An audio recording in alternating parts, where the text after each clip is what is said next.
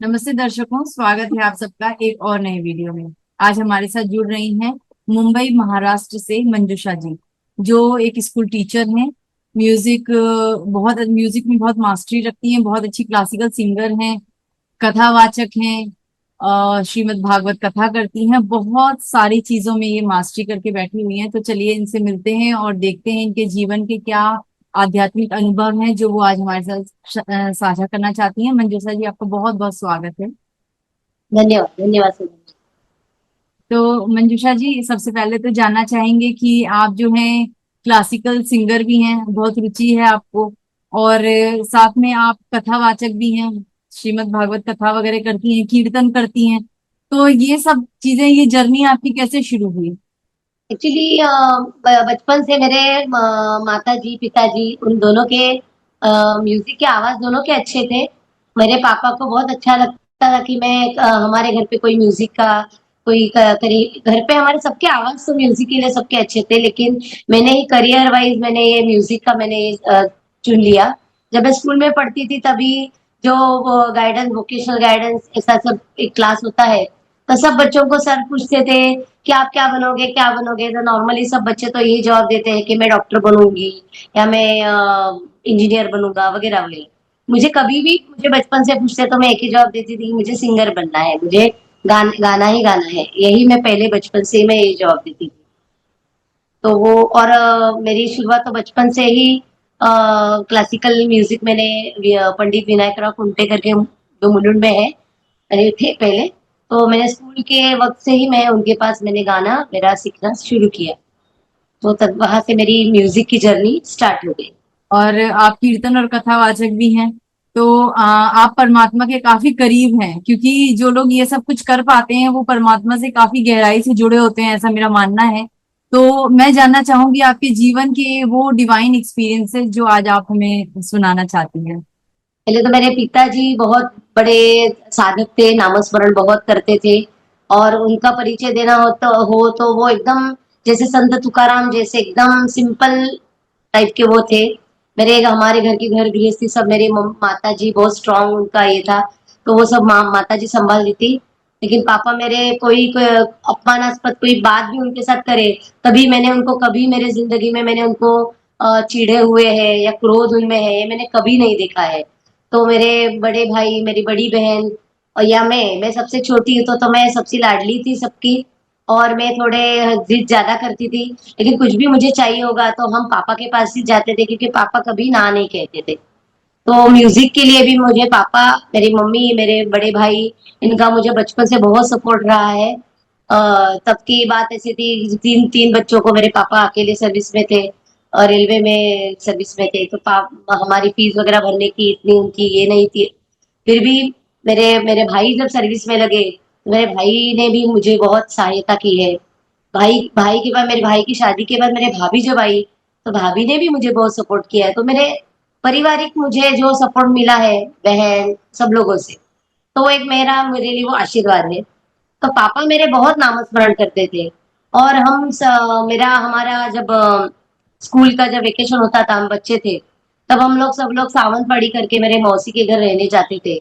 और वहां वो मेरे मौसी के जो पति थे, पति देव ने हम लोग तो चाचा अण्णा बोलते थे, वो वो विश्व हिंदू परिषद का कार्य करते थे। और वहां वो सावंतवाड़ी में वो बहुत यानी कि सोशल वर्क उनका बहुत था। उनका बेटा भी अभी सोशल वर्क बहुत करता है। तो वहां सज्जनगढ़ से कुछ ऐसे जो रामदास स्वामी समर्थ रामदास स्वामी का जो सज्जनगढ़ है, वहां से कुछ ऐसे पत्रिकाएं आती थी, उसमें श्री राम जय जय ऐसे वो नाम लिखना होता था। हम तो बच्चे थे, खेल कूद में आम खाएंगे छुट्टी में, ये सब मजा मस्ती करते थे। लेकिन वो हमारे जो अण्णा थे वो कहते थे कि तुम दिन भर मस्ती करो, लेकिन ये राम नाम आपको लिखना ही है। तो वो पर्ची हमको देते थे। और वो पर्ची में हम लोग रोज, तो हमारे कजिन्स में हमारी कंपटीशन लगती थी कौन ज्यादा लिखेगा कौन ज्यादा लिखेगा। तो वो नामस्मरण तो तभी उसका महत्व तो नहीं पता चलता था। लेकिन हम लोग नामस्मरण वो उसकी वजह से मुझे एक अंदर से वो नामस्मरण लिखते वक्त बहुत खुशी मिलती थी। वो क्या मिलती थी कैसी थी उसका तब पता नहीं था। और वो आज जो राम मंदिर अयोध्या में हुआ है, उसकी जो प्रतिकृति थी वो टाइम जब हम छोटे थे, तो वो प्रतिकृति हमारे वो अण्णा जी के घर पे तभी बनाई हुई थी। बहुत सारे विश्व हिंदू परिषद के कार्य मीटिंग्स वगैरह हमारे वहां घर पे हम छोटे थे तब वहां हमने देखे। तो कहने का मतलब ये जो नामस्मरण का जो एक होता है सिलसिला शुरुआत, उसमें जो अच्छापन लगना, ये हम हमारे बचपन से हमने देखा है। और पापा बहुत नामस्मरण करते थे, तो हमें हर बार कहते थे कि नामस्मरण, और मैं गाना मुझे शौक होने के कारण मुझे कहते थे गाने का रियाज। ये दो बातें बच्चा कभी छोड़ना नहीं है आपको, ये आपको करना ही है। हमारे पिताजी की वजह से हम ये नामस्मरण क्या होता है उसके थोड़ा हमें परिचय जीवन में होने लगा।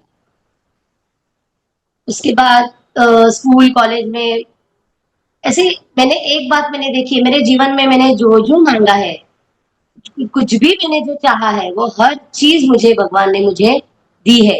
ये मैं बहुत गर्व से कहूंगी। और इसलिए ये भी मन में आया कि कभी भगवान से मुझे गलत चीज नहीं मांगनी है। भगवान से मुझे हर बार अच्छी ही चीज मांगनी है, क्योंकि हर चीज अगर वो मुझे पूरी कर रहे हैं, तो मुझे मैं अच्छी चीज मांगूंगी, मैं बुरी चीज कभी नहीं मांगूंगी। तो उसके बाद मेरा स्कूल कॉलेज, और मैंने म्यूजिक में मैंने वो जो गांधर्व महाविद्यालय का जो विशारद, उसके बाद अलंकार, और लातूर नांदेड़ महाविद्यालय से मैंने मास्टर्स किए हैं। फिर मैंने पीएचडी के लिए भी एनरोलमेंट किया, एनरोल हो गई हूँ।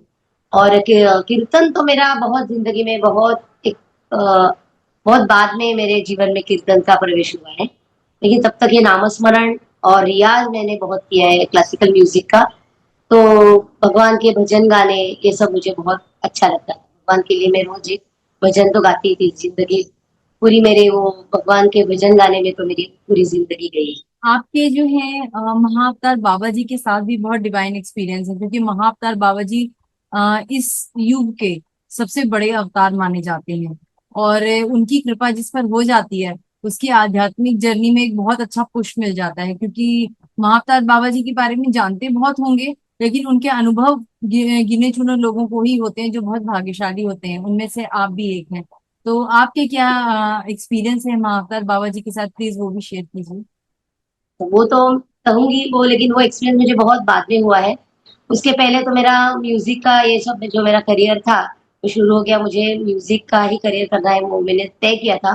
तब सिर्फ नामस्मरण मेरे पापा की वजह से बस इतना ही चालू था। बाकी मेरे पढ़ने में, लेकिन मैं जब मैंने लाइब्रेरी में जब मैं बुक्स खरीदने जाती थी, तो कभी भी मैंने आज तक मैंने कभी वो कादम्बरिया या रोमांटिक फैंटेसी, ये सब मैंने कभी पढ़ा नहीं। मेरा कभी भी बुक खरीद लेने का जो एक ये होता था, तो मेरे हर बार मेरा हाथ आध्यात्मिक चीजों में ही जाता था। तो वो हमारे यहाँ सातारा जिले में गोंदवले करके गांव है। वहाँ गोंदवलेकर महाराज करके बहुत फेमस, जो रामनामी देते थे, उनके शिष्य थे बाबा बाबा बेलसरे करके, प्राध्यापक बाबा बेलसरे। उनकी बहुत सारी बुक्स हमारे घर पे भी थे, भगवत गीता के ऊपर, या भगवत गीता, ज्ञानेश्वरी। और वो सब बुक्स मैंने तभी मेरे मुझे अच्छे लगने लगते थे, और मैं वो बहुत सारे पढ़ चुकी थी। तो मुझे वो सब पढ़ते वक्त हर बार मुझे ऐसा लगता था कि मैं इमेजिन करती थी कि मैं वैसे ही कुछ बन चुकी हूँ, स्पिरिचुअली बनी हूँ, स्पिरिचुअली हूँ। तो वो सबके चरित्र एक्सपीरियंस पढ़ने के में मुझे बहुत अच्छा लगता था। और फिर एक बहुत बड़ा एक्सपीरियंस जैसे आया कि जैसे जीवन में सब कुछ अच्छा चलता है, लेकिन स्पिरिचुअल में ऐसे कहते हैं, जो स्पिरिचुअल की जब आपकी जर्नी शुरू होती है, तब एक्चुअली अपने भगवान हमारी बहुत सारी परीक्षाएं लेता है, ऐसे सुनते हैं। लेकिन वैसे हमारे साथ भी हुआ है। फिर एक 23-24 में हम अम्बरनाथ में हमारे गुरु जी के पास गाना सीखने जाते थे। तो वहां से हमारे उनके जो बेटे थे, उनके बेटे के लिए हमें शादी का, हमें जो एक ये आया था कि एक प्रपोजल आया था कि हमारे बेटे, तो मुझे म्यूजिक ही करना था। तो मेरा हर बार वहाँ कोई भी जीवन का डिसीजन था, वो म्यूजिक को सामने रखे मैं डिसाइड करती थी।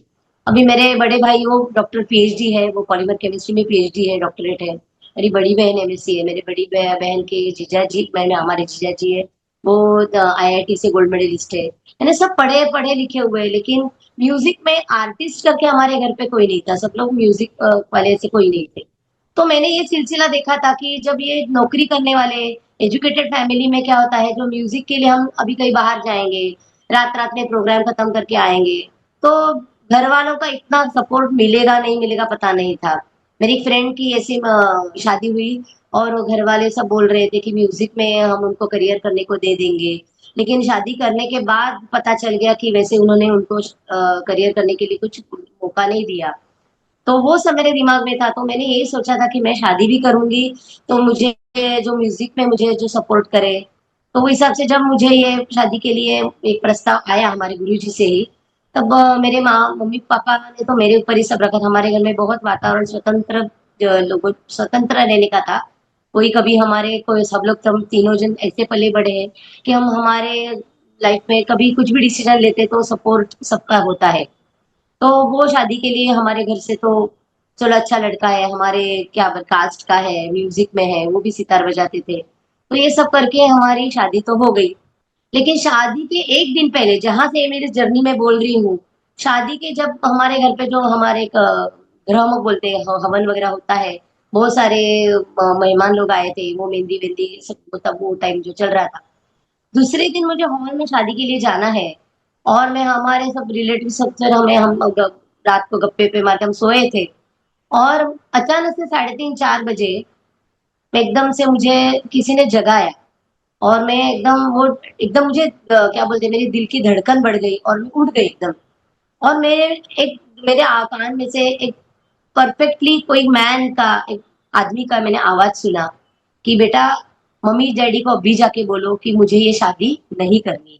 वो बात मैं वहां रोने ही लगी। किसी को मैंने जगाया नहीं, मैं अकेले अपने आप रही, क्या मैं सुन रही हूँ।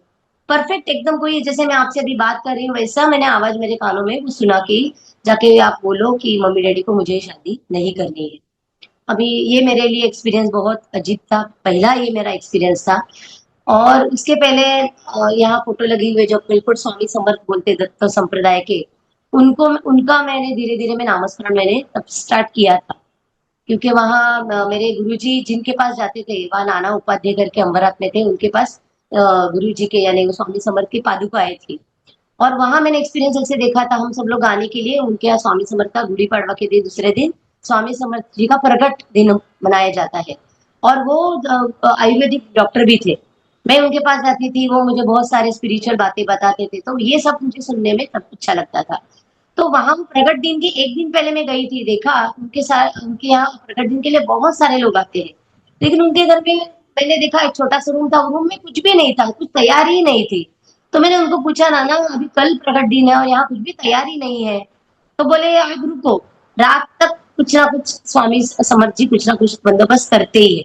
और सचमुच हम मॉर्निंग में जब मैं उनके यहाँ प्रकट दिन के लिए गई, देखा तो पूरा घर इतना 5 किलो 10 किलो घी के डब्बे, वो सूजी या दाल चावल के बहुत सारे वो ये जो थे, सब कुछ उनका घर पूरा भर गया था। तो ये सब बात मैंने जब देखी तो मैंने बोला कह रहे, तो भगवान क्या अपना ही प्रकट दिन है वो सब है, लेकिन ये कैसी सब तैयारियां देखो, कैसे जिनके पास कुछ भी नहीं है और वो सब तैयारी भगवान करता है। तो ये एक्शन मुझे बहुत वो छू गया। तब से मैं वो स्वामी समर्थ का, तभी से मैं नाना नाना के उनके इस यहाँ से मैं स्वामी समर्थ का मैं जाप करने लगी। वहां मेरी शुरुआत हो गई। उसके बाद ये शादी का जब मैंने एक्सपीरियंस किया तो मेरे मम्मी डैडी, मैं मेरे मम्मी डैडी को उनके लाइफ में मैं बहुत लेट हुई हूँ, तो उसकी वजह से मेरे मम्मी डैडी बहुत एज हो चुकी थी। तो मैंने ये सोचा कि अभी मैं अगर उनको जाके कहूंगी कि मुझे शादी नहीं करनी है, तो मम्मी डैडी क्या सोचेंगे, आने वाले सब लोग मेहमान क्या सोचेंगे।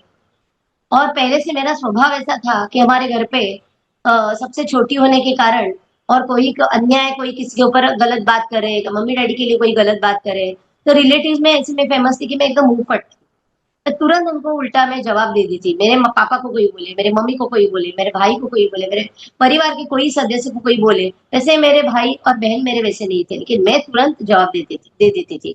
इसकी वजह से मेरे रिलेटिव्स में ऐसा एक मेरे लिए ऐसा एक था कि मैं बहुत मुंहफट हूँ, मैं बहुत उल्टा जवाब देती हूँ, किसी का सुनती नहीं हूँ, स्ट्रांग हूँ।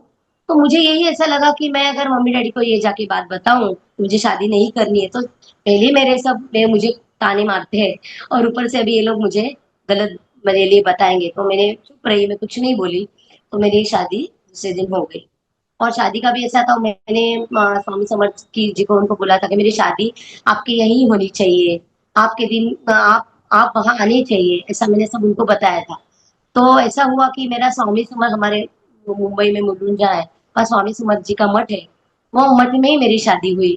तो ये छोटे छोटे मुझे स्वामी समर्थ जी के एक्सपीरियंस मुझे होने लगे।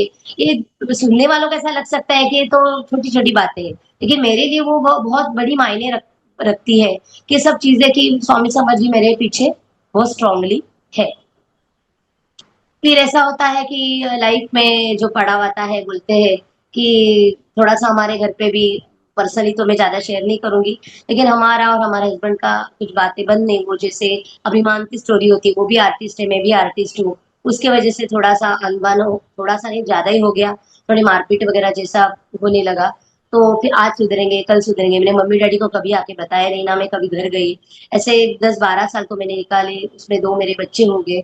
ये बच्चों तो तभी होता है ना जब भगवान एकदम हमारी एक्सपीरियंस और जो स्पिरिचुअल जर्नी ऐसे नहीं शुरू होती, जब हमारे लाइफ में ऐसी कुछ चीजें आती है जो हमें दुख देता है, या हमें ऐसी परिस्थिति निर्माण होती है कि हम कुछ नहीं कर सकते, ऐसी परिस्थिति जब आती है, तभी एक से हम बोलते हैं ना, हम भगवान का जाप ज्यादा करते हैं।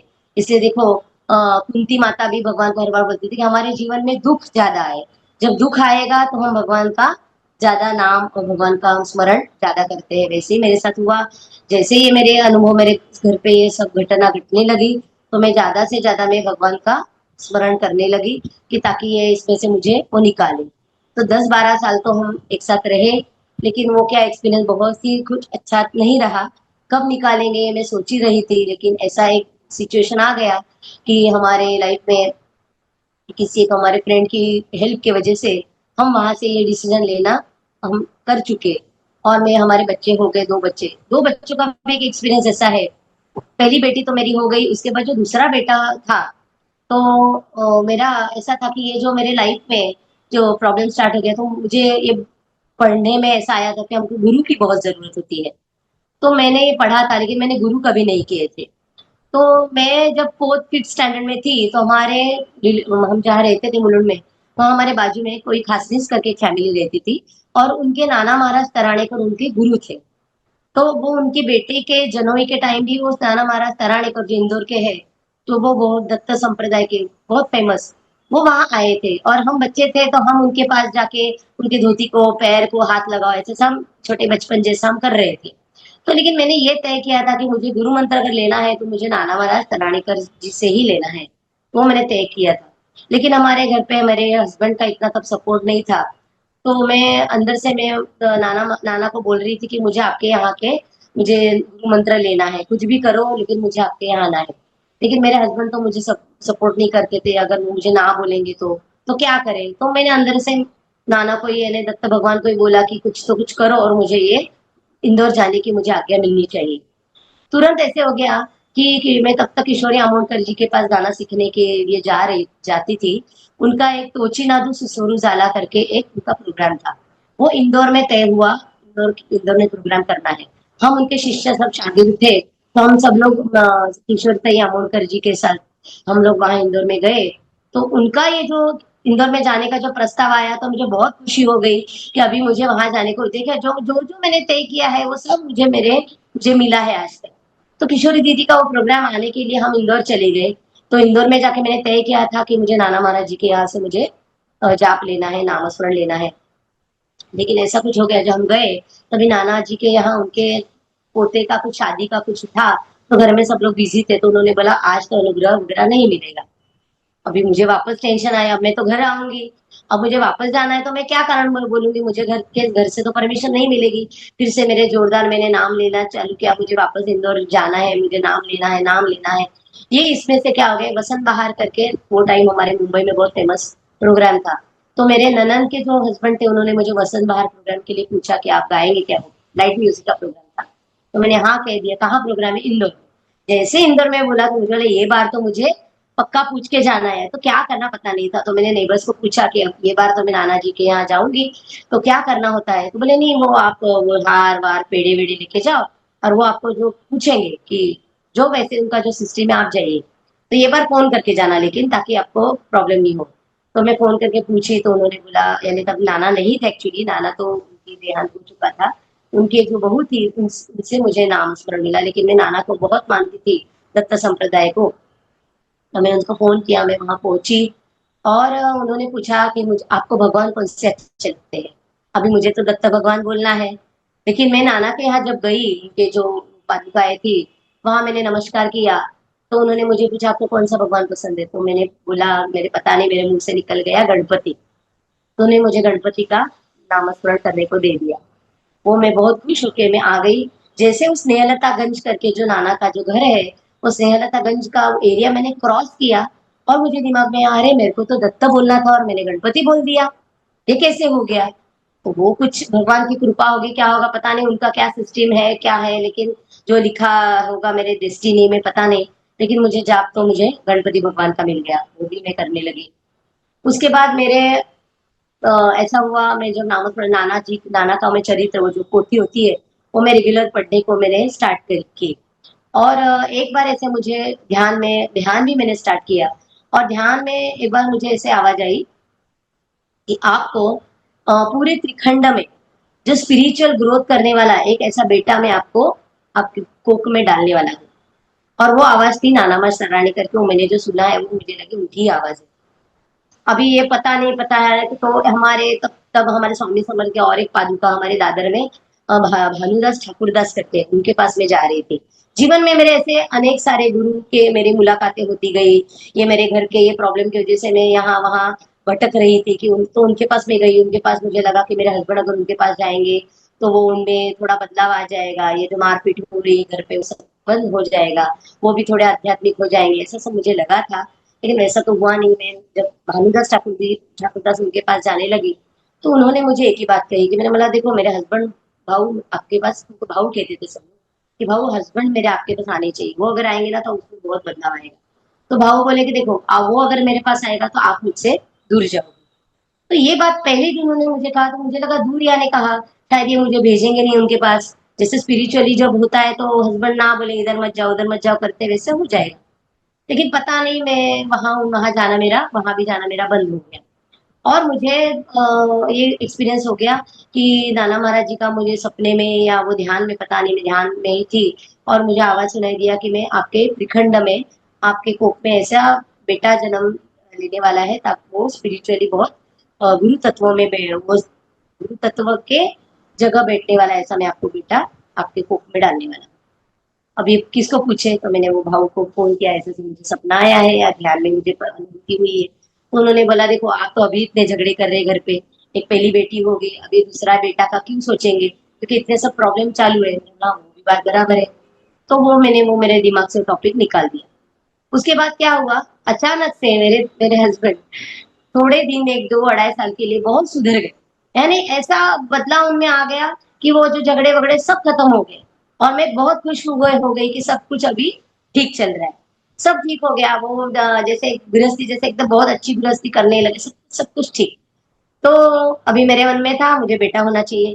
तो मैंने वो दो अढ़ाई साल में मैंने उनसे बात की कि हम एक ट्राई करेंगे क्या। तो उन्होंने बोला ठीक है लेकिन मैं कुछ उसका परवरिश वो सब कुछ तुझे देखना है। उन्होंने बोला कोई प्रॉब्लम नहीं मैं सब कर दूंगी। तो ऐसा बोला और तुरंत मुझे जो बाद में जो बेटा हुआ तो वो बोलते हैं ना वो एकदम स्पिरिचुअली जैसा, वो जन्म होने के पहले भी मुझे नाना महाराज के बहुत सारे दृष्टांत आ चुके। उसके लिए क्या नाम देना है, वो उसको जो बेटा आपको होगा उसको क्या नाम आपको बोलना है वो भी मुझे उन्होंने बताया था। और ऐसे करते करते स्पिरिचुअल जैसे मेरी ग्रोथ होती गई। फिर एक बार मुझे ऐसा एक्सपीरियंस हो गया कि मुझे साक्षात मैं कोई मंदिर में गई हूँ और वहां शंकर भगवान की मूर्ति है और वो ऐसे मूछे वाली जो मूर्ति है। तो मैं सोच रही थी मूछे वाले भगवान कौन है।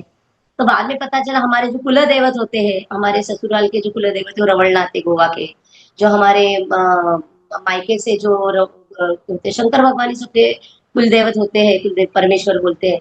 तो वहां हमारे थे व्याडेश्वर करके जो थे। तो ये सब के तो मूछे तो मैंने देख ली तो ये शंकर भगवान ही होंगे। तो मैं सोच रही थी कौन है और वो एकदम साक्षात मेरे सामने प्रकट हो गए। जैसे काली वो जो पत्थर की मूर्ति वो ही सामने मेरे प्रकट हो गई। और मैं देख रही हूँ एकदम मैं अचंभे से देख रही हूँ। और मैं उनकी वो मुझे सब देख रही हूँ, देखते देखते उनके होठ वो पत्थर के थे लेकिन होठ उनके हिलने लगे।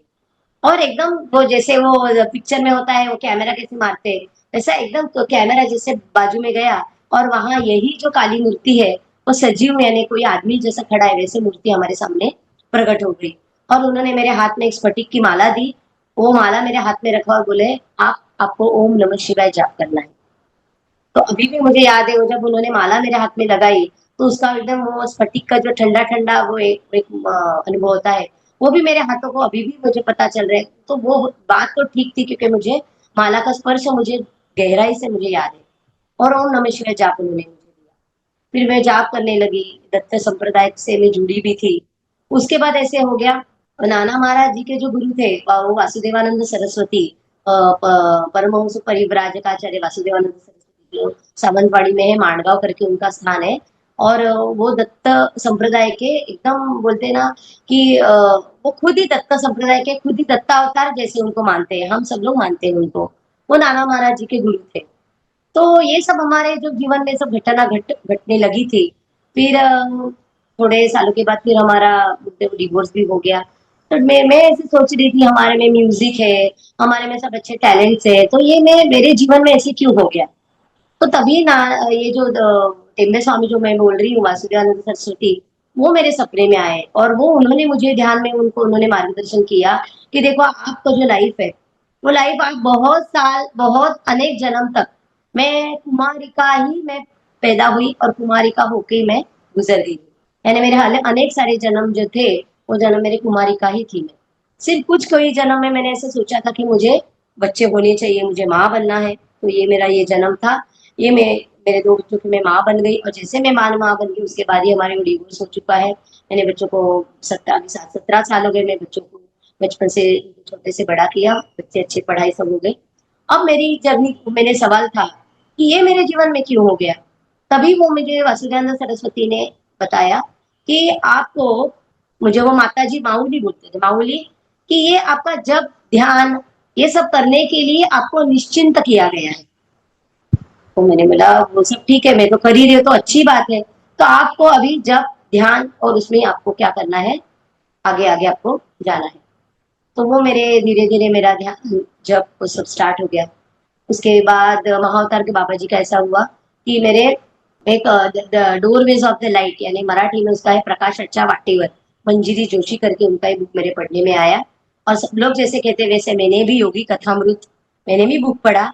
और मैं सब दर्शकों को विनती करके कहूंगी, मैं मेरे बच्चों को भी कहती हूँ, आपके जीवन में स्पिरिचुअलिटी की शुरुआत अगर करनी है तो आपको योगी कथामृत, ऑटोबायोग्राफी ऑफ योगी परमानंद महाराज, उनका जो है योगी योगी जी, उनका बुक आपको पढ़ना ही है। जो वो बुक पढ़ता है, बुक खत्म होने के बाद आप नहीं स्पिरिचुअल होंगे तो बोलते हैं ना, हम बेट लगाते कि हम हार जाएंगे। इतना उनका एक्सपीरियंस है वो बुक पढ़ने के बाद। और ये प्रकाश आचार्य बटे दो बुक मेरे जीवन में मुझे बहुत असर कर गई। और वो प्रकाश आचार्य वाटेकर में अमर महर्षि करके जो बेंगलोर में थे, उनका चिक्का गुब्बी के यहाँ कृष्णानंद स्वामी उन्होंने भी जो बुक लिखा है, वहां से वो डिवाइन ऐसे लगता है कि हम कोई अलग ही दुनिया में हम है, ऐसे अलग ही वहां का सब। फिर वो मैं सप्तऋषि का वो जो चिक्का गुब्बी का जो है सप्तऋषि का, उनके बारे में मैंने पढ़ा। फिर मैं ध्यान के लिए जब बैठी थी तो मेरे ध्यान में महाअवतार बाबा जी स्पष्ट रूप से मेरे सामने आ गए। उन्होंने जो आशीर्वाद का उनका जो एक हाथ वरद हस्त था वो मेरे सामने था। मुझे तब पता नहीं था ये जो कौन है, ये एकदम यंग जैसे है, उनके जो बाल ऐसे है और वो ध्यान में बैठी हुई मुद्रा में, और उन्होंने मेरे को आशीर्वाद की मुद्रा दिखाई। बस मुझे इतना ही ध्यान, बस एकदम स्माइली फेस है, बहुत वो क्या बोलते हैं, प्रभा है उनकी, वो एकदम तेज पुंज जैसे होते हैं। तो ये सब मैंने एक्सपीरियंस किया। उसके बाद मैं ध्यान में जब वो जो भाऊ थे, उनका वो अध्यात्म विज्ञान करके वो बताते थे। तो वो कहते थे कभी भी नाम स्मरण करना है, यानी कैसे हमें गुरु एक एक बात, हम नर्सरी से स्टार्ट करते हैं तो हर इयत्ता में, हर हम क्या बोलते कक्षा में हमें अलग अलग एक्सपीरियंस देने के लिए, अलग अलग बातें बताने के लिए, हमारी प्रगति के लिए अलग अलग गुरु हमारे जीवन में आते हैं। तो ये जो हमारे गुरु जी, हमारे भाऊ जो हम उनके यहाँ जाते थे हर गुरुवार को आरती के लिए, सैटरडे संडे जाते थे, उन्होंने मुझे कहा कि कोई भी हम नाम, मैं दर्शकों को भी कहूंगी, बहुत सारे लोगों का ये प्रश्न मैं जब पॉडकास्ट देखती हूँ तो कि नामस्मरण में हमारा मन स्थिर नहीं होता है। तो नामस्मरण करने के लिए हमें आवाज की जरूरत नहीं है, लेकिन वो हर बार कहते हैं कि नामस्मरण में अक्षर, स्वर और ताल, इसके इसमें अगर क्या बोले गुंफा हुआ या गुंथा हुआ, ऐसा अगर हम नाम लेंगे तो हमें जिंदगी में हमें बहुत अच्छा एक्सपीरियंस आते हैं, नाद के भी एक्सपीरियंस आते हैं और अपना नाम बहुत अच्छा चलता है। एक ओम नमः शिवाय अगर हम जाप करते हैं तो लोग ओम नमः शिवाय कैसे जाप करेंगे, ओम नमः शिवाय ओम नमः शिवाय ओम नमः शिवाय तो बोलते हैं, फिर हमें एक्सपीरियंस नहीं आते, हमारा जाप कंटिन्यू चलता नहीं है।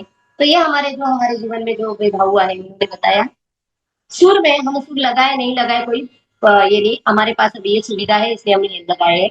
ओम नमः शिवाय ओम नमः शिवाय, ओम नमः शिवाय, ओम नमः शिवाय, ओम नमः शिवाय, ओम नमः शिवाय, ओम नमः शिवाय, ओम नमः शिवाय, ओम नमः शिवाय, ओम नमः शिवाय, ओम नमः शिवाय, ओम नमः शिवाय, ओम नमः शिवाय, ओम नमः शिवाय, ओम नमः शिवाय, ओम नमः शिवाय,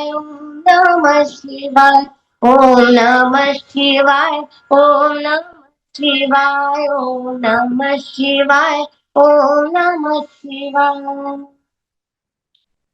ये अगर हमने नाद सुर लय में अगर हम लोग ने नाम लिया तो हमारा नाम बहुत कंटिन्यू चलता भी है और हमें नाद की और वो जो नाम की जो अनुभूति है वो ज्यादा से ज्यादा फटाफट हमें आने लगती है।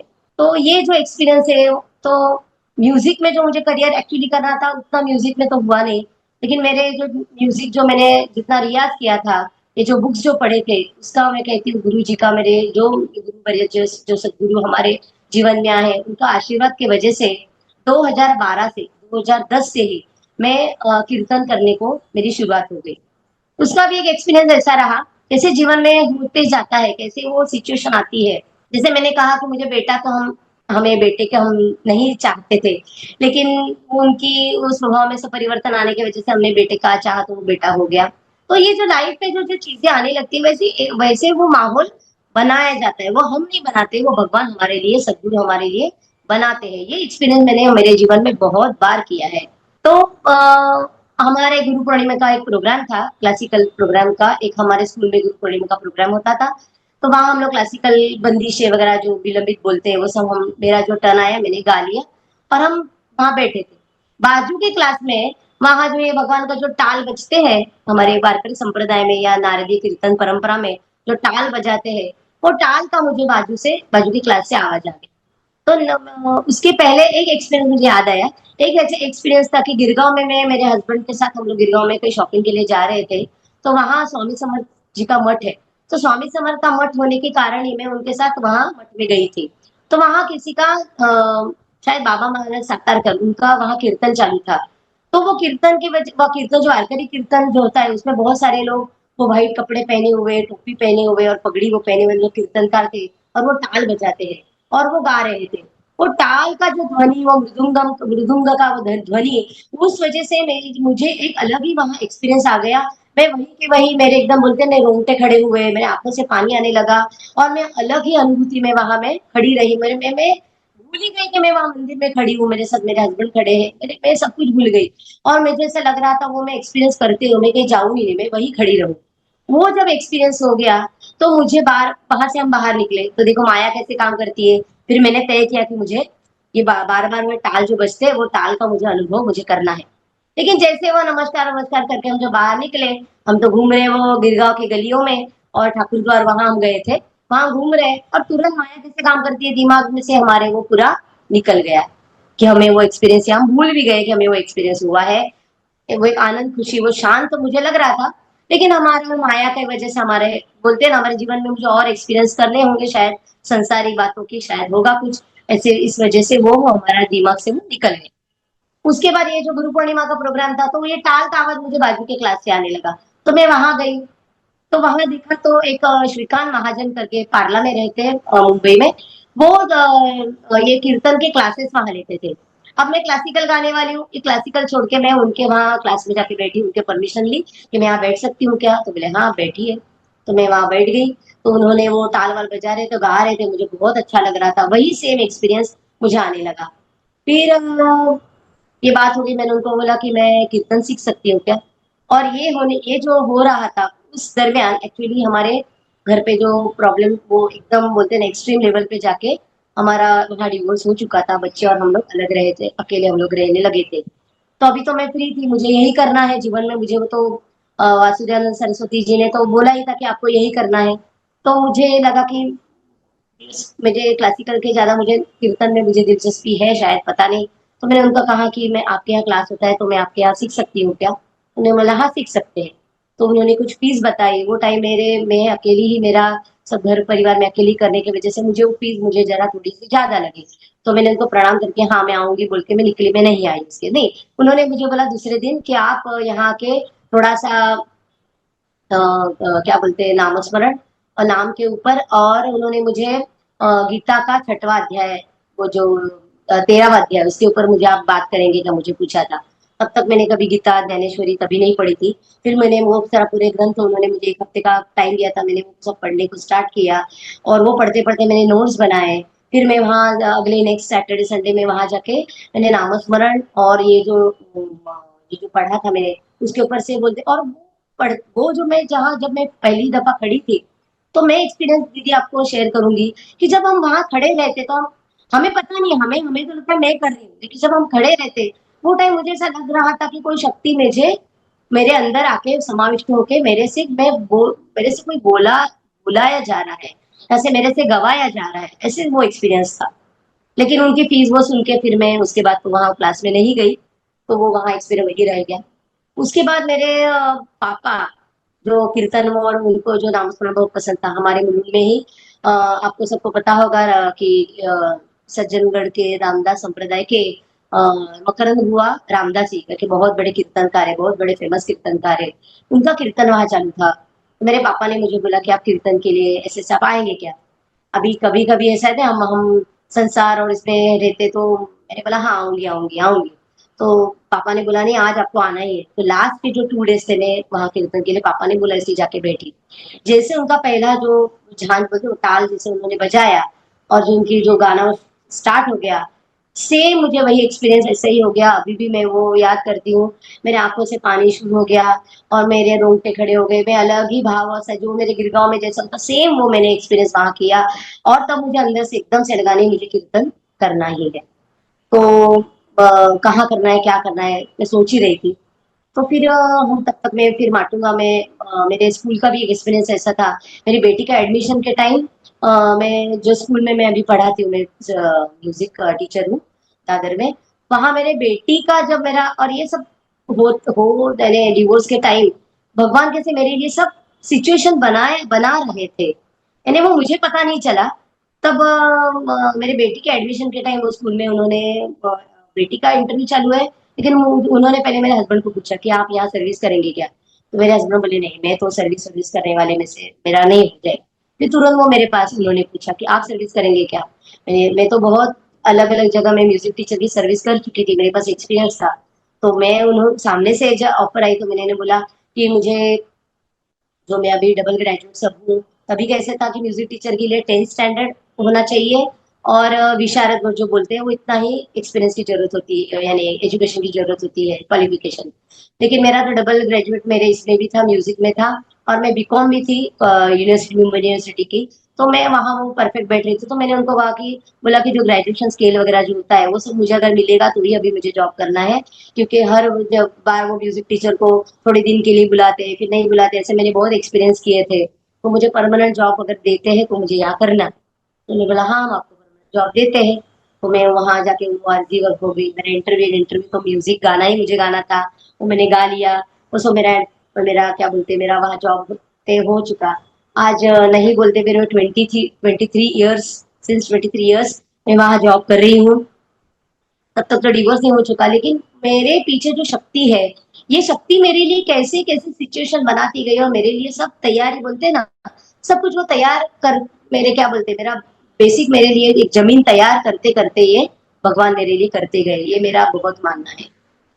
अभी हो गया छुट्टी हो गई, मई महीना छुट्टी होती है स्कूल को, तो मैंने अभी बैठ के क्या करेंगे, तो मैंने सोचा अरे अभी तो अपने पास चलो सर्विस है पैसा है। तो मैं सोची कि हमने जो ना बोला था वो अंकल को, महाजन करके जो थे, उनको मैं फोन करके उनका नंबर ढूंढा, फोन किया। बोला मुझे अभी नारद ये कीर्तन सीखना है, क्या मैं सीख सकती हूँ आपके पास। बोले अभी हम थाना में उधर नहीं लेते, अभी हम पारला में लेते। तो मैंने ठीक है मैं आ जाऊंगी। तो मेरे 2 ही क्लास हो गए। उन्होंने जो सिखाया था वो पहले वो रामकृष्ण हरि का पद होता है नारदी कीर्तन में। मेरे यूट्यूब पे मेरा वो क्या बोलते हैं मंजूषा कीर्तन, कीर्तनकार मंजूषा, कीर्तन मंजूषा, ऐसा अगर हम डालेंगे तो बहुत सारे मेरे कीर्तन वहाँ यूट्यूब पे है। तो मैं कीर्तन तो अभी कीर्तन की शुरुआत यहाँ हो गई, मैं उनके पास गई, लेकिन कीर्तन कैसे करना है क्या करना है मुझे कोई एक्सपीरियंस नहीं था। उन्होंने क्या किया, तुरंत वो आषाढ़ी एकादशी जब जुलाई में आती है तो हमारे यहाँ दादर में कंपटीशन होती है कीर्तन की, वो कीर्तन वो मेरे फॉर्म उन्होंने अपने आप ही डायरेक्टली उन्होंने भर दिए। मैंने उन्होंने बोला मैंने कभी मैं खड़ी नहीं, कभी कीर्तन के लिए खड़ी नहीं हुई हूँ, तो मैं क्या कैसे कंपटीशन में जाऊंगी? तो बोले नहीं आप करोगे, मुझे पक्का यकीन है। तो जैसे उन्होंने धक्का ही मार दिया, बोलो आज मैं जो कीर्तनकार हूँ तो वो श्रीकांत महाजन वो हमारे गुरु जी के वजह से ही हूँ है। तो मैं वहाँ कंपटीशन के लिए मैं गई, और कंपटीशन में वो संत कान्हो पात्रा का आख्यान था। 15-15 मिनट का करना होता है कीर्तन में। नारदी कीर्तन में पूर्व रंग और उत्तर रंग ऐसे दो पार्ट होते हैं। पहले पार्ट में अभंग के ऊपर हमको पूरा विस्तृत विवेचन करना होता है, अलग अलग हमको उदाहरण देने होते हैं, गीता जितना हम लोगों ने स्पिरिचुअल पढ़ा है वो सब बताते हैं। वो मुद्दा जो होता है वो हमें वहाँ इस्टेब्लिश करना होता है। और सेकेंड वो पूर्व उत्तर रंग जो होता है उसमें हमें वही विषय के ऊपर हमें किसी का चरित्र या हमारे हमको स्टोरी बतानी होती है। तो हमने संत कान्हो पात्रा का चरित्र वहां बताया। अभी जैसे मैं पहली दफा खड़ी हूँ, और जैसे मैंने पहली दफा झांझ बजाई, जैसे मैंने झांझ बजाई और आपको दीदी कहती हूँ सेम एक्सपीरियंस मुझे वो कंपटीशन में हो गया। आज तो मैं खुद कर रही थी, मेरा मेरे उस कंपटीशन में मेरे आंखों से पानी में थर थर एकदम ऐसे बोलते हैं ना शिवर में होने लगी, आंखों से पानी आने लगा। और ये एक्सपीरियंस इतना इतना इतना डिवाइन था कि मैं जान चुकी है मेरा जन्म मेरा ये कीर्तन के लिए ही है, मेरा म्यूजिक इसके लिए मैंने किया है। ये जो मेरी पढ़ाई जो पढ़े मैंने बुक्स वो सब मेरा यही इसके लिए मेरा था। ये मैं जान चुकी थी। और उसके बाद भगवान ने धीरे धीरे धीरे बोलते आज हजारों के ऊपर मेरे कीर्तन महाराष्ट्र के बाहर जम्मू कश्मीर में भी मैंने हिंदी में कीर्तन किया। हर जगह मेरे कीर्तन के बहुत सारे मेरे कीर्तन हो चुके। कई दिन मैंने इंदौर में मेरे जब कीर्तन हुए थे किसी ने मुझे पूछा आप भागवत कथा करेंगे क्या, श्रीमद भागवत कथा। तो मेरा एक था कि मैं उनके ऊपर उनके भरोसे के ऊपर मैं ना बोल देती हूँ हाँ मैं करती हूँ, हाँ मैं करूंगी, कर रही करती हूँ। और मेरा पढ़ाई शुरू हो जाती है, मैं वो सब लिख लेती हूँ, सब नोट्स निकालती हूँ। और उसके बाद वो पढ़ते पढ़ते मुझे एक अलग अनुभूति आने लगती है। वो अनुभूतियां मैं ऐसा श्रीमद भागवत कथा के टाइम तो ऐसा पहली दफा जो मैंने मराठी में की, इंदौर में की, वेंकटेश अवसरकर जी मैं नाम लूंगी क्योंकि वो हर बार कहीं भी कीर्तन होगा तो वो हमारे लिए बहुत पूजनीय है, हमें बहुत रिस्पेक्ट करते हैं। और वहां हम उनके वजह से हमें वो मौका मिला श्रीमद भागवत कथा मराठी में करने का। जब मैं कथा करने लगी, सच्ची आपको कहती हूँ 7 दिन 4 घंटा बात करना ये मजाक की बात नहीं है। और ये मेरे लिए पॉसिबल था ही नहीं, ये मैं नहीं थी। जब मैं स्टार्ट की तो 2 मिनट के लिए जब मैंने वो स्टार्ट किया, और वह वहां भी मैं मकरंद हुआ रामदास जी उनको ही मैं फॉलो करती थी, उनको मैं गुरु मानती हूँ। मैं हर बार गुरु पूर्णिमा में उनको एसएमएस भी करती हूँ कि मैं आए मेरे लिए आप बहुत पूजनीय हो। और मैं आपको गुरु स्थान पे जैसे एकलव्य ने किया द्रोणाचार्य वैसे मैं उनको मान के मैं उनको फॉलो करती हूँ। तो वो मैं जब नोट्स निकाली तो मैंने शुरू जब किया ओम नमो भगवते वासुदेवाय और मेरा म्यूजिक का होने के कारण लोगों को बस बहुत पसंद आया। हारमोनियम वाले थे, तबला वाले थे, संगीत भी उसमें था तो बहुत अच्छा रहा वो। तो वो एक ऐसा मौका आया जब मैंने वो मेरा स्टार्ट किया, और एकदम ऐसा मेरे आंखें बंद हो गई, मैं ब्लैंक हो गई। इतनी ब्लैंक हो गई कि मेरे दो में मेरे मुंह से मैं सोची मैं आगे मुझे कुछ याद ही नहीं आया। ना मैं नोट्स देखना मैं भूल गई, मैं मुद्दा वो जो क्या मैंने वो जो पॉइंट्स लिखे थे वो भी मुझे याद नहीं आ रहे थे। मैं पूरी तरह से मैं ब्लैंक हो गई। और फिर मैंने वो जो जो श्रोते थे उनको मैंने प्रणाम किया और बोला मुझे 2 मिनट जरा दे दो, आप भी आंखें बंद करके भगवान का नाम लेते रहो।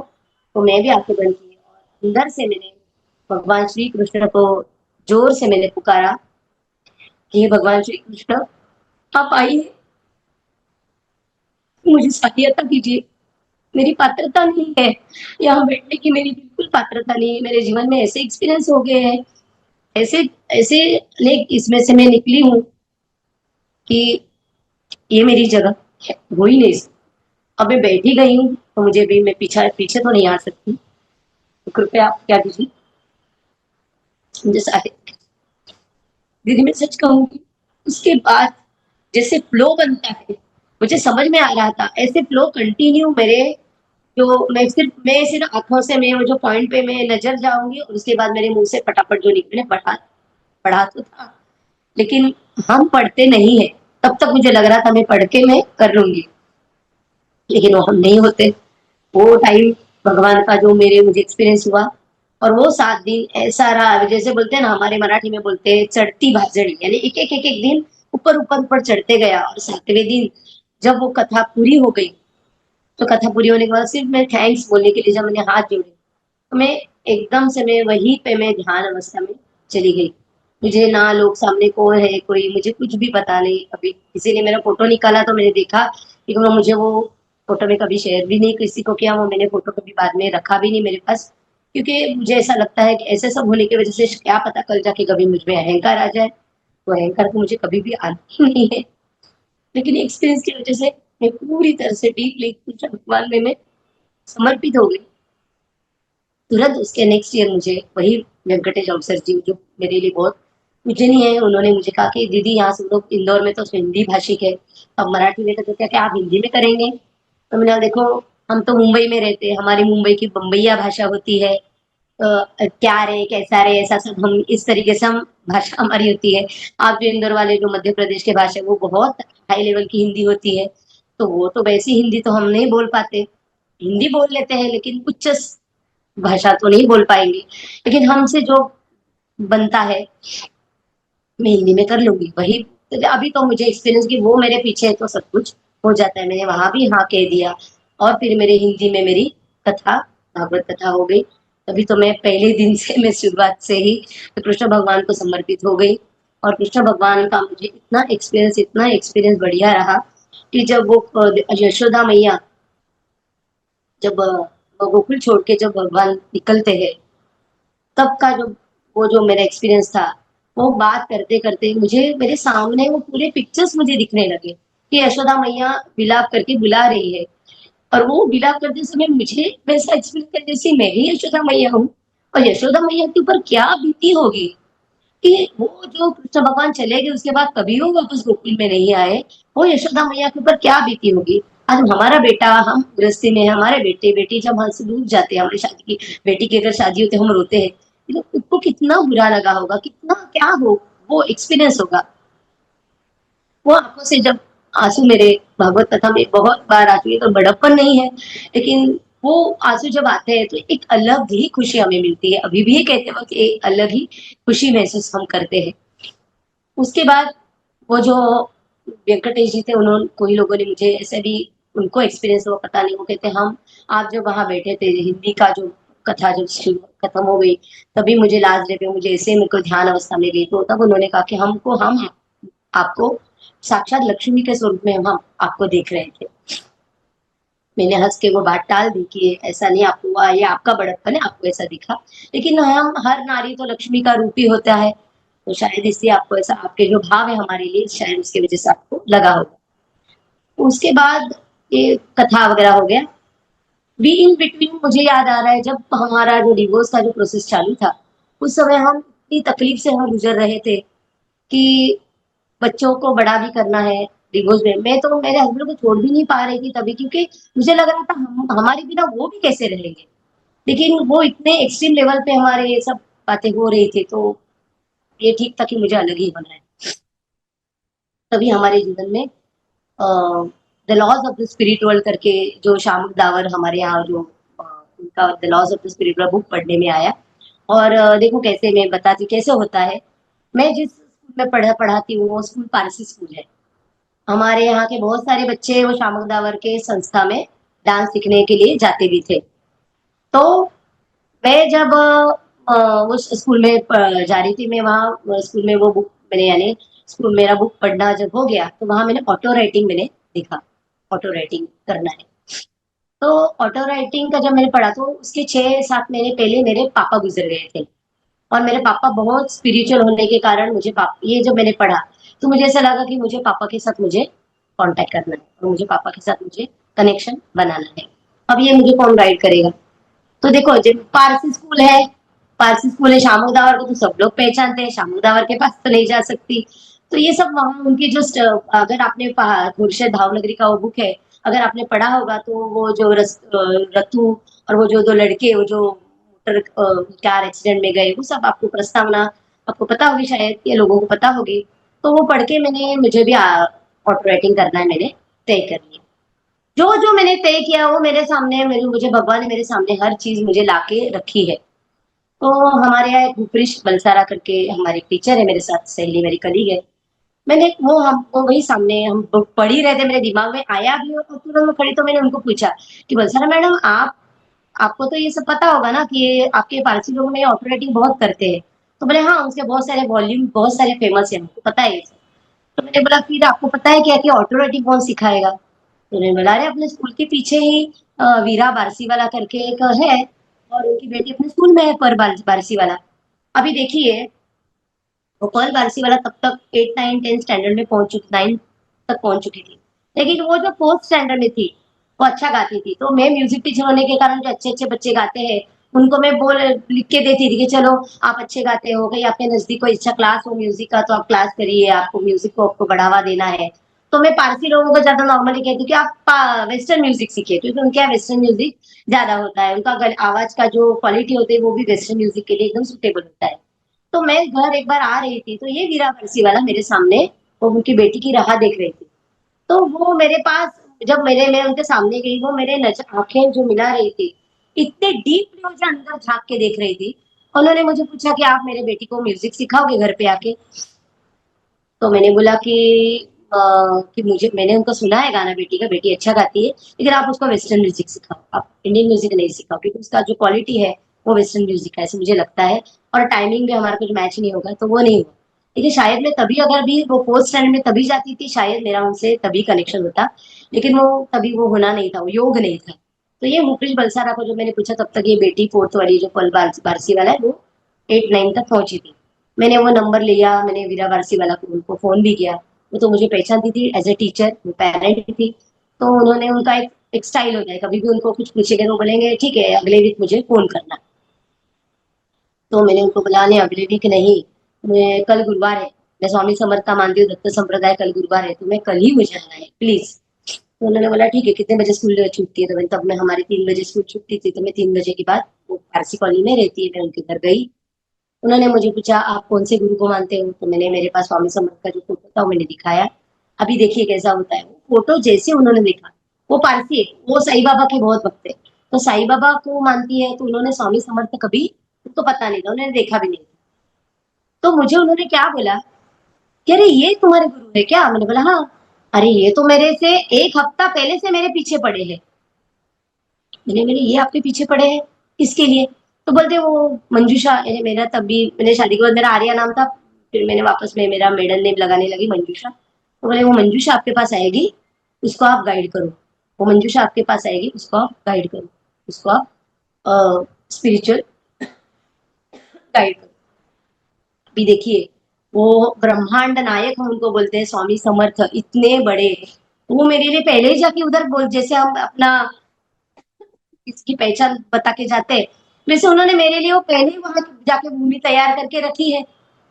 वो उनको जाके बोल रहे हैं, क्योंकि वो जो वीरा बरसी वाला थी, वो तो ऑटो राइटिंग के आगे जो स्टेप होती है, और टेलीपैथिकली वो जो उसके उसके बहुत सारे कनेक्शन होते थे। तो एक्चुअली स्वामी समर्थ जी उनको जाके बोले कि, क्योंकि वो क्यों झूठ बोलेगी, वो बोली कि हाँ मुझे ये आके बोले, यही उन्होंने मेरे से कनेक्शन किया, उन्होंने बोला कि वो आएगी, आप उसको गाइड कीजिए। अरे वो सुन के तो मैं बोले अरे मैं तो इतनी गई गुजरी ऐसी, और स्वामी सब मेरे लिए आके आपको बोल रहे हैं। मेरे तो बहुत अच्छा लगा मुझे। तो उनका जो सिस्टम होता है, उसे मैंने बोला मुझे ऑटो राइटिंग सीखना है। पापा को गुजर गए, मैंने बोला 6 7 महीने हो गए, तो बोले ठीक है। तो उनके जो सिस्टम होते हैं, जो प्रेयर्स होते हैं, तो उन्होंने ये भी कहा कि हमारे प्रेयर्स में हम बोलते हैं, देखो पारसी वो लोग है, उनके ऑटो राइटिंग में उनके यहाँ गायत्री मंत्र को ही महत्व देते हैं। तो उन्होंने मुझे गायत्री मंत्र ही बोलने के लिए कहा। तो ये भी कहा कि पहले वो हिट पड़ती है, तो पहले आप रोज 3 बार बोलो, फिर 6 बार बोलो, फिर 9 9 बार बोलो, फिर 21 बार बोलो, 9, ऐसे करके वो जो ऑड संख्या में मुझे गायत्री मंत्र बोलने करते करते 108 बार मुझे करने, स्लो में करना है, फास्ट में करना है, जोर से करना है। ठीक है, अब ये सब करते करते मैं 2012 से जो भाव के पास जा रही थी, 2002 से मेरा तो ध्यान साधना मेरी शुरू हो चुकी थी। वहां उन्होंने ध्यान के लिए जब मैं बैठी, तो एक बार तो ऐसा एक्सपीरियंस आ गया कि जब मैं नाम, वो सुर में जो गा रही थी, वाक्य की, मेरे ऐसे मुझे लगा वो नाम का भी मुझे अभी क्या हो रहा है, यानी मैं दर्शकों को बोलूंगी कि नाम भी आखिर वो बंद हो जाता है, और नाम का जो साउंड है ना, वो साउंड आपके दिमाग में वो उसका घूमते रहेगा। तो साउंड, जैसे हम लोग ब्रह्म किसको बोलते हैं, नाद ब्रह्म साउंड है। प्रकाश बोलते हैं, लाइट, लाइट भी एक साउंड, एक ब्रह्म है। और अक्षर ब्रह्म है। और जैसे वो बहुत बड़ा जो ब्लास्ट हुआ, जो बिग बैंग हुआ, तो क्या क्या निकला, जैसे पटाखा बहुत बड़ा बजा, तो पटाखा में जैसे बम फूटता है वैसे हीट हो गई। फिर बहुत सारे वो बम फूटा तो उसके ब्लास्ट में वो बहुत सारे ऐसे टुकड़े फेंके गए। एटम्स। हाँ हाँ, हाँ। मेरे बाप वो हमारे वो गुरुजी बोलते थे कि वो सब मुझे एक्सपीरियंस हो गया, वो ब्लास्ट का एक्सपीरियंस हो गया कि वो जो ठंडे हो गए वो तो ग्रह तारे बन गए। वो जो जो हॉट बोलते हैं ना, जो अग्नि वाले जो गोले हैं वो सूर्य बन गए, उसके वो आजू बाजू में सब तो क्या बोलते तारा, वो सूर्य मालाएं बन गई। और अभी मुझे एक्सपीरियंस आने लगा कि मुझे अंदर से एक मेरे को सुर सुनने सुनाई दिया। वो जो बांसुरी जैसा कुछ था, स्टार्ट वैसे हो गया, लेकिन वो डिवाइन वो जो इंस्ट्रूमेंट है वो ये पृथ्वी के ऊपर वैसा डिवाइन इंस्ट्रूमेंट है ही नहीं। तो वो मैंने एक्सपीरियंस शुरू किया, वो मुझे आने लगा कि वो मैं सुन रही, और मैं इतनी उसमें अंदर चली गई। वो जो मैं सुर बात वो अभी भी मैं कह रही हूँ बांसुरी का था, या वो पावा बोलते हैं, या क्या वो जो आदिवासी लोगों में वो जो बहुत बड़ा वो जो कुछ होता है वो एक अलग बजता है, वो क्या था, पर उसका मैं वो वाला जो हमारे ये धरती पे वो वाला इंस्ट्रूमेंट है ही नहीं, ये मैं कहूंगी। वो अलग ही स्वर्गीय जैसा था। और वो मैं क्या, नेचुरली मैं म्यूजिक वाली हूँ, वो जो सुर चल रहे हैं तो मेरा तो उधर ध्यान था कौन सा सुर चल रहा है, कौन सा सुर लग रहा है। वो मैं, और धीरे धीरे क्या हो गया, एक इंस्ट्रूमेंट ऐड हो गया, धीरे से दूसरा इंस्ट्रूमेंट ऐड हो गया, अब वो बज रहा है उसके साथ, फिर तीसरा हो गया, चौथा हो गया। ऐसे करते करते मैंने बहुत सारे डिवाइन वाद्यों के मैंने, जैसे वाद्य वृंद चल रहा है ऑर्केस्ट्रा जैसा, वो मैं सुन रही हूँ सुन रही हूँ। मैं हर ये देख रही, अरे ये कौन सा इंस्ट्रूमेंट, ये कौन सा होगा, ये कौन, पूरे ये था सुर के थे इंस्ट्रूमेंट, यानी बोलते ताल का कुछ नहीं था, सुर के अलग अलग अलग ऐड होते जा रहा है और सुर बज रहे बज रहे बज रहे। एक ऐसा मौका है जो मुझे ऐसा लगा कि मेरे आंखें ऐसे होने लगी, तो मुझे लगा मैं आंखें अगर खोलूंगी तो वो मेरा चला जाएगा। तो मैं सुन रही सुन रही सुन रही सुन रही, ये मेरा डिवोर्स के पहले की बात है, ये सुन रही, क्योंकि 2002 से मेरा डिवोर्स है, मेरा 2010 में हो गया, 2007 में मैं अलग हो गई, 2010 में मेरा डिवोर्स हो गया। तो ये 2002 से मैं जब ध्यान में लगी तो ये सब मुझे एक्सपीरियंस आए, फिर मैंने वो भाव को फोन करके बोला मुझे जैसे एक्सपीरियंस आया। भाव मैंने इतना ही बोला कि यार ये तो तुझे बहुत जल्दी एक्सपीरियंस हो गया, आप तो आपको अभी तो संसार के बहुत सारे एक्सपीरियंस लेने हैं। तब मुझे कहाँ पता था वो डिवोर्स होने वाला है, एक्सपीरियंस मुझे ऐसे सब भी लेने, बेटा भी होने वाला है, सब तभी मुझे पता नहीं। अच्छा, अब हम आते हैं मीरा वारसी वाला, वो तब तक मेरा 2010 में मेरा डिवोर्स हो चुका। मैं मीरा वारसी वाला के पास 2010 के 2009 और 10 के दरमियान, मेरे पापा मेरे 2010 9 में गुजर गए। पापा गुजर जाने के बाद 6 महीने की बात है, 2009 के में 9 में मैं वीरा के पास गई। उनके जो प्रेयर्स थे वो सब मैंने एकदम सिस्टमेटिकली किए। उन्होंने बोला था कि सूर्योदय के बाद और सूर्यास्त के पहले, और ये देखो जो जो दिया लगा 500 टाइप का, वो वैसे में 24 आवर्स मुझे लगाना है। तो वो सब मैं, उन्होंने ही मुझे सब बताया कैसे करना है, वो सब मैं लगाती गई। और सूर्यास्त के बाद अभी मेरा कैसा है, अभी मुझे सुबह बच्चों को लेके, मैंने बेटी को मेरे दादर के स्कूल में मैंने मेरे पास ही डाला था, मेरे स्कूल में। मेरे स्कूल लड़कियों के स्कूल होने के कारण बेटा मेरे स्कूल में नहीं पढ़ सकता, हूँ मेरे बाजू के दूसरे स्कूल में डीपीवाई करके उधर पढ़ने को उसको वहां डाल दिया। तो मैं ट्रेन से रोज दोनों को लेके जाती थी, तो रोज मेरे लिए ये बहुत ना एक टेंशन जैसी बात होती ट्रेन में, और वो ऑफिस टाइम में आपको पता है म्यूजिक लोकल में बम्बई में ऑफिस टाइम में चढ़ना। लेकिन वो मेरे ट्रेन में भी मेरे से सब जो औरतें थी या जेंट्स के डब्बे वाले भी जो जो वो खिड़की से जब देखते वो लोग भी मेरे मेरे मुझे इतने सहायता करते थे कि जब मैं प्रॉब्लम में वो ऐसे भीड़ में गई, तो वो कनक मेरी बेटी को, मेरी बेटी का नाम कनका कनकांगी को, वो वहां लेके जाते थे, मेरे बेटी को भी उठा के लेके जाते थे। तो सब मुझे बहुत आसान, मेरे हर चीज में मुझे इतनी सहायता कहीं ना कहीं से मिलती गई। फिर मैं वहां गई, ऑटो राइटिंग का जब बात हो गई, तो बराबर अगस्त में पापा पापा जाने के 6 महीने के बाद, अच्छा उन्होंने ये भी कहा कि आपको ऐसा नहीं लगे कि मैं सबकॉन्शियस माइंड में वो मेरा बोलना है, बोल तो नहीं रहा है, तो आप क्या कीजिए, आप जो प्रेयर्स थे तो प्रेयर्स में स्टार्टिंग में जो प्रेयर्स बोलना है उसमें हमने महावतार बाबा जी का भी नाम लिया था, साईं बाबा, स्वामी समर्थ, महावतार बाबा जी, मेरे पिताजी का नाम। फिर उनकी जो हाई लेवल की जो सोल थी वो थी ये शेरू माँ, शेरू मामा बोलते थे उनको, उनकी जो गुरु थी वो गुजर चुकी थी हाई सोल्स में, वो हाई लेवल में वो गई थी, उसके साथ ही वो कनेक्ट, ऐसे वो चेन होती है ना, चेन से मुझे वो शेरू मामा से साथ मेरा कनेक्शन था। अभी ऐसा था सुबह मुझे वो टिफिन विफिन करके मुझे भागना है ट्रेन के लिए, तो मैं तो मेरे स्कूल के बाद मैं ट्यूशन करती थी म्यूजिक के, वो बच्चों को लेके मैं हर घर घर जाके ट्यूशन करके शाम को वापस आती थी, उनकी पढ़ाई उनका मैंने, मेरा दिन ऐसे कटता था, मैं 2 मिनट बैठ भी नहीं पाती थी, हर इसमें भागदौड़ में चला जाता था। तो मैं सोच रही थी अभी मैं ऑटोमेटिक करूँ तो कर भी करूँ, क्योंकि निकलती हूँ, सूर्योदय होता है तो मैं निकलती हूँ, सूर्यास्त होने के बाद में आती हूँ, तो मुझे कब करना है? तो फिर मैंने सोचा नहीं, मुझे ये करना ही है, तो मुझे जल्दी उठना है। तो मैं 2:30 3 बजे का मैं अलार्म लगाती थी, स्नान करके बैठना है, दिया लगाती थी, स्नान करके बैठती थी। तभी उन्होंने मुझे बोला था कि, मैंने बोला देखो अगर मैं लिखती जाऊंगी और मेरा स्कूल का टाइम होने लगा, मेरे को तैयारी भी करनी है, टिफिन बनाना है, तो तुमने नहीं, अब वो आप उनको बोलते समझे प्रेयर में आपको, ये आपको बोलना है कि ये मुझे आधा घंटा ही करना है। और सचमुच बोलती हूँ, ये आधा घंटा जो ऑटोमेटिक जो होता है, तो बराबर आधा आधा हम घड़ी क्या लगाएंगे, ऐसी घड़ी वो लगती है ना कि बराबर आधा घंटे के बाद वो पेन मेरा, वो क्या बोलते हैं, वो बुक के बाहर मेरा पेन अपने आप निकल जाता था, और पूरे मेरे हाथों से बोलते हैं ना कैसे शक्ति जैसे गुजर रही हो, मुझे एक्सपीरियंस होता है। तो वो प्रेयर्स वो सब हो गए, वो प्रेयर्स में क्या क्या मुझे बहुत सारे वहां महातर बाबा जी के मुझे बहुत सारे मेरे को मैसेजेस आने लगे, साईं बाबा के मैसेजेस आने लगे कि साईं बाबा ने मुझे बोले कि मेरे ऊपर आप भजन किया करो। वो भी होता है कि जब आपका पहले बार जब ऑपरेटिंग होता है तो सबका पहले इंट्रोडक्शन होता है। जैसे स्वामी समर्थ आके गए, तो स्वामी समर्थ जब लिखते तो वो मेरा पेन है वो थोड़ा ऐसा जोर से हो जाता था, मैंने पेपर फट जाएगा, इतना जोर से लिखते थे। अच्छा, वो वीरा ने मुझे क्या बोला कि आप प्रेयर में ये भी बोलो कि मुझे इंग्लिश में लिखना आना चाहिए। ये क्यों बोला था? क्योंकि मैं मराठी हूँ, मेरा मातृभाषा मराठी है, मैं हिंदी बात तो कर सकती हूँ, लेकिन मेरा इंग्लिश, मेरा स्कूल भी मेरा मराठी मीडियम का हुआ है, तो मेरी इंग्रजी में स्कूल में पढ़ती थी, लेकिन मेरा म्यूजिक टीचर होने के कारण मुझे इंग्रजी बहुत बात करने की कभी इतना टाइम नहीं आता, तो मैं अंग्रेजी में fluently में बोल नहीं सकती, पर समझती थी। जो स्कूल के लेवल के लिए जितना बोलना चाहिए उतना बोल पाती थी, लेकिन जो लिखना है तो वो मैं लिख नहीं पाती थी, इसलिए उसने बोला कि तुझे इंग्लिश में आना चाहिए, ऐसा तू प्रेयर में बोल देना। तो अभी आपको पता है कि हाई स्कूल को तो हर लैंग्वेज आ जाती है। तो मेरे पापा, तो मेरे पापा कहाँ इंग्लिश में बोले, नहीं नहीं पापा भी आपको इंग्लिश में ही बोलेंगे। तो पहला ही जब मेरा आया तो मेरे पापा मुझे my dear, my dearest, my baby, तो बेबी जैसे वर्ड आया, और मुझे एकदम वो एक्सपीरियंस हो कि मेरे पापा वहां आए, और आंख से मैं आंखों से जैसे बोलते हैं 24 वाटर वाटर का टैब लगाया हुआ है, तो मेरे वापस आंखों से पानी आने लगा। सबका इंट्रोडक्शन अलग अलग होता है। साईं बाबा आएंगे तो वो हिंदी में ही बात करेंगे, हिंदी आता था उनका, वरना वो हिंदी में आता था। शेरू मम्मा बात करेगी तो पूरी अंग्रेजी में बात करेगी, मेरे पापा बात करेंगे तो अंग्रेजी बोलेंगे तो, लेकिन थोड़ा सा मराठी में भी करते थे। तो पापा मेरे अच्छे कविताएं लिखते थे, पूरी स्पिरिचुअल कविताएं, जैसे संत लोग अभंग लिखते हैं वैसे अभंग जैसे। तो ये तो महातर बाबा जी के तो इतने सारे मुझे मैसेजेस आए, कुंडलिनी क्या होती है, महातर बाबा जी कैसे दिखते हैं, वो सब, वो मेरा, मैंने वो पेपर पे वो पूरा फोटो चित्र में निकाला जाता था मेरे हाथ से, सब ऐसा, कुंडलिनी क्या आते हैं, सप्त चक्र कैसे, कहाँ है, कैसे क्या है, सब मुझे वो तो बताया जाता था। और वो जब हम लिखते हैं तभी हमारा दिमाग में वो सब नहीं होता है, वो सब लिख के वो जो पेन मेरा बाहर निकल जाएगा, उसके बाद में वापस जब मुझे पढ़ना होता है तब पता चलता है कि मैंने क्या लिखा है, तब तक हमें वो पता नहीं होता है।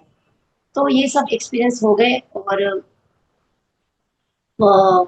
यानी बहुत एक एक्सपीरियंस बोले जाए तो बाबा बाबातर बाबा जी का है। दूसरा एक एक्सपीरियंस ऐसा हुआ, वो मुझे माही में एक दरगाह है, तो महावतर बाबा जी से ही मुझे कहना एक हुआ कि आप माही के दरगाह में जाइए, वहां स्वामी समर्थ जी का उनके साथ कनेक्शन है। क्या कनेक्शन है मुझे पता नहीं, मुझे वहां बुला गया कि आप दरगाह में जाओ और वहां चादर चढ़ा के आओ।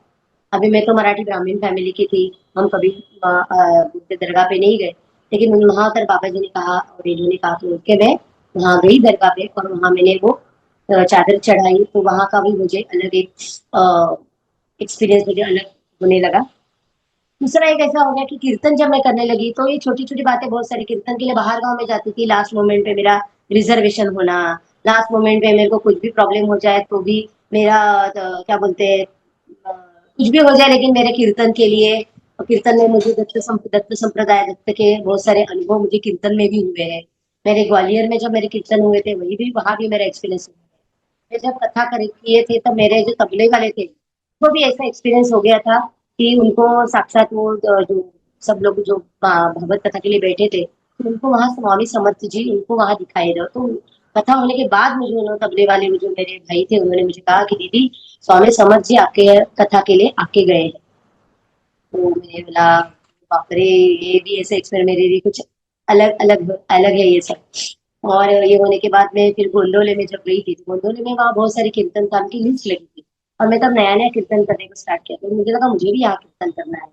अभी आप देखिए कैसा एक्सपीरियंस होता है। गोंदोले के महाराज भी हमारे महाराष्ट्र में इतने फेमस है, राम नाम देते थे, तो गोंधळे महाराज की समाधी आहे. तो मेरे मन में आया की मैं समाधी पे जाके बोलू की महाराज मला तुमच्या इकडे, मराठी में बोली, महाराज मला तुमच्या इथे कीर्तन करायचंय. तो महाराज का वहाँ जो पुजारी थे उन्होंने बोला कि बाजू के एक रूम में पूना के कोई जोशी करके है, उनको जाके आप बताइए, वो सब कीर्तन का लिस्ट लगाना, किसको सिलेक्ट करना, वो सब वही तय करते थे. अभी मैंने जो महाराज जी को बोला है मुझे आपके यहाँ कीर्तन करना है, मैं जोशी को जाके मिल गई आई. तो अभी मैं तो एक दिन के लिए वहां गई थी गोंदले, तो मैं तो सूट बोलते ना, मैं साड़ी वाड़ी नहीं पहनी थी, और कीर्तन के लिए तो साड़ी पहनना जरूरी होता है. तो मैं गई और वो जो जोशी थे उनके साथ बात की कि मुझे कीर्तन करना है. वो बोले देखो ये साल का तो बहुत वो पूरा कोटा जो है वो पूरा भर चुका है, अभी आप कीर्तन नहीं कर सकते, तो अब नेक्स्ट ईयर आप हमें पत्र लिखिए या हमें याद दिलाइए, हम कर रखेंगे आपका. मैंने बोला ठीक है कोई बात नहीं, अगले साल तो अगले साल. ऐसा बोल के मैं तो सूट पहना हुआ था, पंजाबी ड्रेस बोलते हैं, मैंने साड़ी वाड़ी मेरे पास कुछ नहीं, आज सुबह ही आई, वहां वो रूम लेके मैंने स्नान किया और राम नाम लेके वहां समाधि के यहाँ बैठना है, शाम का बस पकड़ के मुझे वापस घर आना है. तो ऐसे ही था, तो मेरे पास कुछ नहीं था. लेकिन मैं वहां प्रसाद के लाइन में जब गई, तभी ये जो जोशी थे उनका मुझे फोन आ गया और उन्होंने मुझे बोला कि बेटा आप कब कहाँ हो अभी. तो मैंने बोला मैं अभी प्रसाद के लाइन में हूँ. तो बोले देखो महाराज जी ने आपको अभी के अभी कीर्तन करने के लिए कहा है. अभी ये आप सोच सकते हैं कि मैं अभी समाधि पे जाके बोली महाराज जी को कि मुझे आपके यहाँ कीर्तन करना है. वो जोशी तो अपने जैसे ह्यूमन बींग है, उन्होंने बोला ये साल तो नहीं अगले साल देखेंगे. और मैं गया तो वो जोशी के मन में क्या है पता नहीं, उनका मुझे चाचा उनका फोन आया कि आपको अभी के अभी कीर्तन करना है. और वो भी कैसा, अभी देखो कितने बजे बोले 12, तो 12:30 से 1:30, 1:30 से 2:30 या 2:30 टू 3:30 ऐसा आपको कीर्तन करना है. ये इसके तीन एक एक घंटे, 1 घंटा ले लो, आपको जो चाहिए आपको, आप 1 घंटा ले लो और कीर्तन करो. मैंने तुरंत हाँ कह दी. मुझे अरे मुझे ऐसी खुशी हो गई जैसे किसी से मांगा और तुरंत मिलता है, ऐसा मुझे एक्सपीरियंस हो गया. उन्होंने कहा लेकिन आप तो सूट में है, आपके पास साड़ी वाड़ी कुछ है क्या. मैंने कहा ना उनके भरोसे के ऊपर, मैंने बोल दिया हाँ है मेरे पास. मैंने बोल दिया बेधड़क हाँ है मेरे पास. और फिर मैं जैसे मेरे पास अभी एक मैंने वो टाइमिंग उनको 1:30 का दिया था, 12:30 से 1:30 में तैयारी तो करनी चाहिए. तो साड़ी वाड़ी तो मैं जब वो जो जिस एसटी से मैं बस से आई थी, तो वहाँ मुलुंड के कोई औरतें थी. वो औरतें, और तभी मैं बहुत मोटी थी, तो वो एक उसमें से औरत थी, तो थोड़ी सी मोटी सी जाप करके वहां बैठी थी. मैं उसके सामने गई और मैंने उनको ऐसे वो तो बेचारी नाम में एकदम थी, तो मैंने उनका हाथ लगा, बोला दीदी दीदी. बोले क्या. तो बोले दीदी आपकी साड़ी मुझे मिलेगी क्या, अभी मेरे को कीर्तन करना है. तो उन्होंने बोला कि अरे लेकिन मेरी तो आज रात को तुम्हारे बस में थी, आज की वो जो साड़ी है वो तो धोने की साड़ी है, अभी तो मैंने पहनी थी और दूसरी मेरे पास साड़ी नहीं है. मैंने वो यूज की हुई जो साड़ी जो एक दिन पहले जो पूरा उसको पसीना होता है क्या होता है, ऐसी वाली साड़ी है, वो चाहिए आपको. मैंने बोला हाँ मेरे को कोई प्रॉब्लम नहीं, चलेगा. अभी साड़ी तो मिल गई, अभी ब्लाउज होना चाहिए, ब्लाउज तो अरे वो जो दीदी थी उनका ब्लाउज मेरे को इतना फिटिंग जैसा परफेक्टली हो गया कि जैसे मैं उनका ही माप से मैंने पहना है, और मेरे को साड़ी भी फिट हो गई, ब्लाउज भी फिट हो गया. अब मैं कीर्तन करते वक्त क्या करती हूँ, मेरे ऊपर ऐसे एक क्या बोलते शॉल लेते ऐसे कुछ लेती हूँ. अभी मेरा शॉल नहीं है. कोई एक वहां से दीदी आई, उनको क्या लगा कीर्तन करने वाली हो क्या, चलो ये शॉल पहनती हूँ. उन्होंने मेरे ऊपर शॉल डाली. अब उन्होंने चाचा ने बोला था आपको कीर्तन करना है, लेकिन आपके पेटी तबला वाले आपको मिलने वाले नहीं है, ये तो अचानक तय हुआ है, तो आपको ऐसे ही कीर्तन करना है. ठीक है मैं कर लूंगी. और तभी मैं किशोरी अमोलकर जी के पास जब मैं पढ़ती थी वहां गाना, तो वहां के एक तबले वाले और एक हारमोनियम बजाने वाले जो दो बंदे थे, वो लकीली वो वहां गोंदोले में आए थे. उन्होंने वो भाग के आए, मुझे बोले आप कीर्तन करने वाले तो आपके साथ हम पेटी तबला बजा सकते हैं क्या. मैं कहा, अरे वाह, पेटी तबले की भी सब हो गया व्यवस्था, साड़ी मिल गई, व्यवस्था हो गई, मेरे को शॉल मिली, तबला और हारमोनियम बजाने वाले वो भी मिल गए जो उन्होंने बोला था मिलेगा नहीं. मुझे 1 घंटा करना है. और मेरे पास गोंदोलेकर महाराज जी के ही जो शिष्य है, उनके ऊपर मेरे पास एक चरित्र कथा मेरे पास तैयार भी थी, और वो मैंने कथा, तो उन्होंने बोला आपके सामने कोई बैठा नहीं हुआ, ऐसे समझ लेना सिर्फ महाराज जी है. मैंने बोला महाराज जी तो है ही समाधि में, वो तो मेरा कीर्तन सुन ही रहे. तो उन्होंने बोला कोई आपको अकेले ही करना है, वो स्टेज पे खड़े रह के, और ये तबला पेटी वाले. तो मैंने मेरा शुरुआत किया, वो रामकृष्ण हरिवर बोलने लगे, जो जैसे वो बढ़ते गया और मैंने आंखें खोली, देखा तो वो 1000-1500 लोगों का वो जो हॉल है वो पूरा भर चुका था. यानी जब मैंने आंखें बंद करके मैंने शुरुआत की कि अभी सामने तो कोई नहीं है, मुझे तो कीर्तन करना है, वो कीर्तन में इतना मैं बोलती है रंग गई उसमें. और जब मैंने आंखें खोली तो देखा तो पूरा जो हॉल था वो पूरा सब लोगों से पूरा भर गया था. और वो जोशी भी वहां से सामने से भाग के आए और उन्होंने मुझे बताया कि दीदी आप बहुत अच्छा कीर्तन करते हैं, नेक्स्ट टाइम हम आपका कीर्तन अलग से यहाँ देंगे। ये तो एक्सपीरियंस जैसा था, लेकिन एक्सपेरिमेंट जैसा था, लेकिन आपने अच्छा किया। तो कथा और ये सब लोग, तो कहने का मतलब है मैंने जो जो चाहा है वो सब कुछ मुझे मिला है मेरे जीवन में। अच्छे अच्छे सब सदगुरु आए हैं।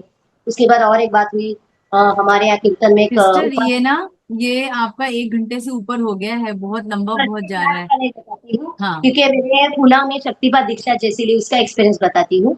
हमारे कीर्तन में एक उपाध्याय करके है, उन्होंने मुझे बताया कि आप कीर्तन करते हो, सब कुछ है, तो आप थोड़ा शक्तिपात दीक्षा क्यों नहीं लेते। तो मैंने बोला वो क्या होता है, मुझे इतना कुछ पता नहीं है। तो पुणे में शक्तिपात दीक्षा का ये होता है, हम वहाँ फोन करके आपके लिए दीक्षा दिन जो होता है आपकी दीक्षा हो जाएगी।